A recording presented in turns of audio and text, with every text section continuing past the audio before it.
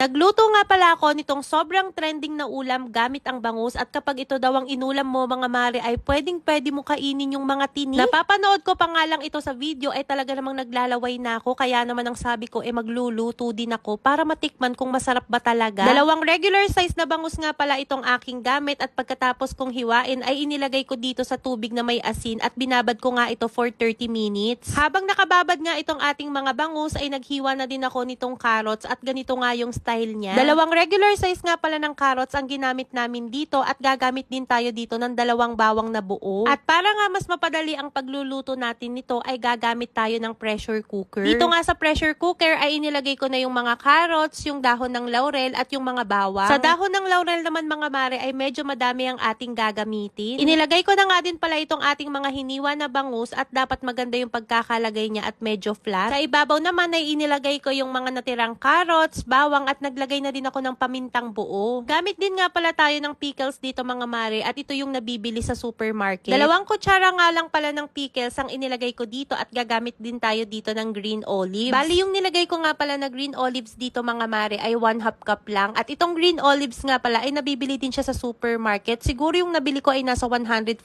pesos. Maglalagay din tayo dito ng siling labuyo at ang gagamitin nga natin dito ay olive oil. At dahil medyo mahal nga ang olive oil, ang ginawa ko ay almost 2 cups lang yung aking olive oil tapos yung 1 cup naman yung ordinaryong mantika. Pwede naman daw kahit anong mantika mga mare pero much better talaga kung olive oil. Naglagay na nga din pala ako ng isang maliit na sachet ng oyster sauce, 1/2 cup ng water at asin tapos pwedeng-pwede na natin itong isalang. At dahil gagamit nga tayo dito ng pressure cooker, dapat sa una ay medium heat siya. Hintayin lang natin itong mag-whistle at kapag nag-whistle na ay kailangan nating hinaan yung apoy natin. Ito na tayo magi-start mag-timer ng 1 hour dahil lulutuin nga natin siya ng isang oras. After 1 hour ay pwede na yan kaya patayin mo na yung stove tapos tanggalin mo muna yung pressure. Para mapabilis nga ito ay pinatuluan namin ito ng tubig. Medyo kinakabahan na nga ako nito dahil akala ko nasunog pero hindi pala at napaka-perfect nitong niluto natin at kita nyo naman yan kumukulo-kulo pa. Kaya naman pala sobrang trending nito mga mare grabe napakasarap. Ito na ata ang pinakamasarap na luto na ginawa sa bangus na natikman ko. At pag ganito nga ang niluto nyo ay siguraduhin yung marami kayong sinaing na kanin dahil paniguradong ubos yan. At para naman daw sa mga walang pressure cooker ay pwede nyo itong pakuluan ng 4 hanggang 5 oras. Yes po, ganun katagal para mas malambot ang ating bangus. At eto na nga mga mare, buti na lang talaga ay merong bahaw dito kay la mama kaya eto at tinikman na namin ni Daddy Ton. Kung masarap siya sa mainit na kanin, paniguradong masarap siya sa malamig na kanin mga mare. Grabe, sobrang sarap. Aba, syempre kapag usapang bangus, talaga namang inuuna natin ng taba at talaga namang napakasarap mga mare. Hindi ka talaga matatakam for today's video kaya gumawa ka na din. Share ko na nga din pala sa inyo mga mare, itong bago kong nilalaro na Aurora game na kung saan ilang araw ko pa nga lang itong nilalaro ay nananalo talaga ako. Ang madalas ko nga nilalaro dito ay itong toss a coin kasi dito napakadali lang, dalawa lang yung pagpipilian mo at kapag lumabas nga yung pinili mo ay tiyak panalo ka na katulad nito, nanalo ako ng 47. Pero bukod dyan ay nandito din ang paborito ng lahat itong color game. Mga mare, ito ay libangan lang naman at kapag walang ginagawa at syempre lagi kong sinasabi na ito ay for adults only at bawal sa bata. Kung gusto nyo din manalo habang naglalaro ay meron akong link sa comment section tapos mag-register ka na kapag na-download mo. At syempre bago maglaro pwede tayo mag-cash in dito, i-click lang natin yung wallet at pwede tayo mag-cash in dito for as low as 100 pesos. Marami ding iba't ibang games dito at kapag nanalo ka na nga ay pwede mo nang i-withdraw yan. I-click mo lang yung withdraw tapos ilagay mo lang yung amount ng gusto mong i-withdraw at papasok na yan sa account mo. Bukod nga sa paglalaro ay pwede ka din kumita dito as agent o siya for adults only. Again, yun lang. Bye!